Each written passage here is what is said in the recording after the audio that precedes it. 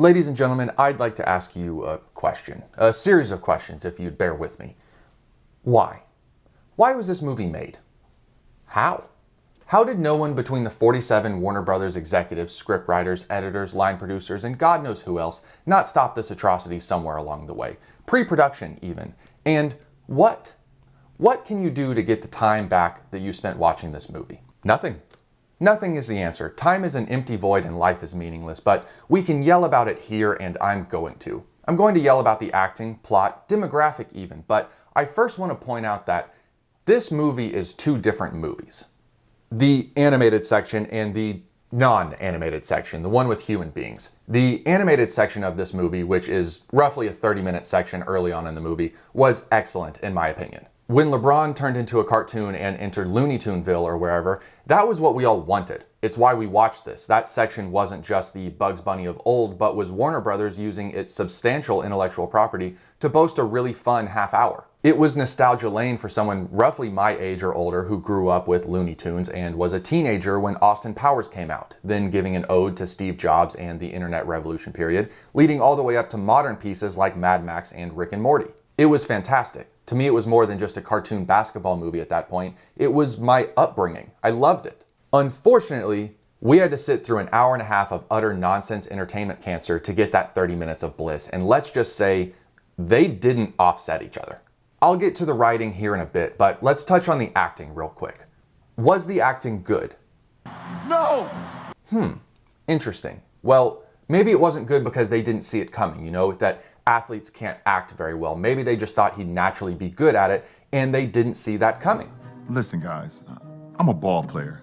An athlete's acting, that never goes well. The problem with just that, though, is it didn't stop with him. The basketball players weren't solely the issue. Seemingly everyone sucked, with the exception of Sarah Silverman. I love the 7 whole lines that she got. And I love Don Cheadle in almost everything else he's in, but he was atrocious. The kids should retire now, not good actors. So then it makes you think, was it the director? Because surely an entire cast of would-be professionals aren't all going to suck in unison, but they do. It reminded me of an OG Disney Channel movie, where the network came out with a new one like once a month, so the filming took place in just a few weeks and you only got 1 or 2 takes of each scene. But kids don't care. An 8-year-old doesn't know the difference between good and bad acting.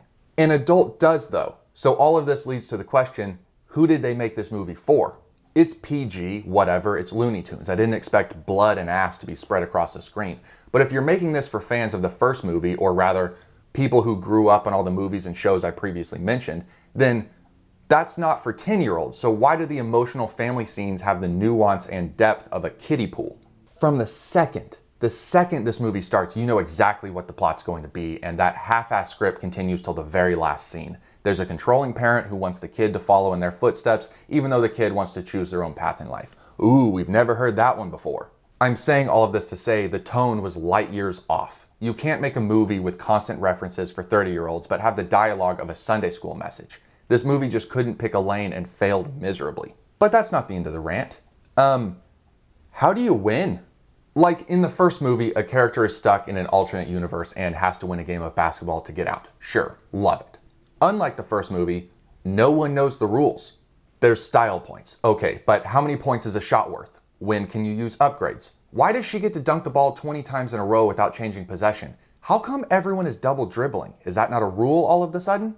See, that was a part of the first movie. It was regular basketball. Even if you don't watch the sport, you know how it's scored, so you know what it takes to win. If your team is down 2 points with 5 seconds left, you know you need to hit a 3-pointer to win.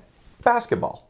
But in this LeBron version, shots are worth 2, 3, 30, 70, 500 points. There's even a rap battle that wins a team 100 points. 100 points in a basketball game awarded for winning a rap battle. Now you may be thinking that this isn't an issue, but there are emotional investment issues. Establishing stakes in a story means getting the audience to believe what's happening and to be invested in the outcome. I'm not invested if I know that at any point someone can score literally 1,000 points and it be over. So when the score is actually 1,039 to 37, why should I give a shit?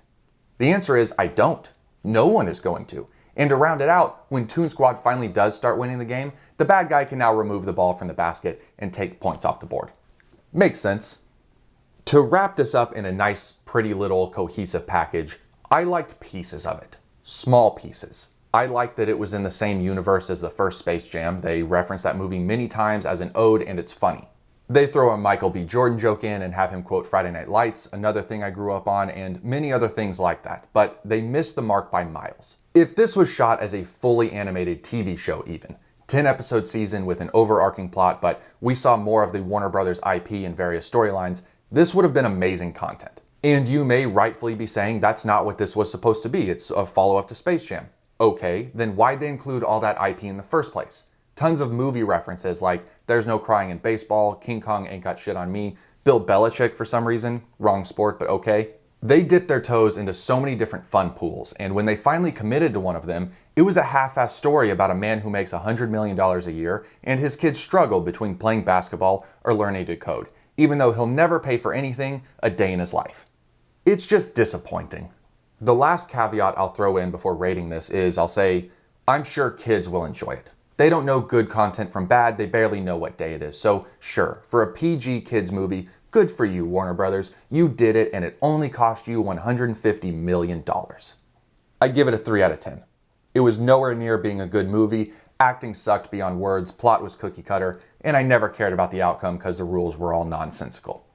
All, and I mean all, of those 3 points I gave it belong to the animators and writers for the fully animated section of this movie. I'm sorry your work was tarnished with real actors. Now, if you like this more than you like the movie, which isn't saying much, go down there and like the video and subscribe. New reviews every week. Next week we have Snake Eyes, a G.I. Joe spinoff that looks fairly promising, but so did Space Jam. So, see ya.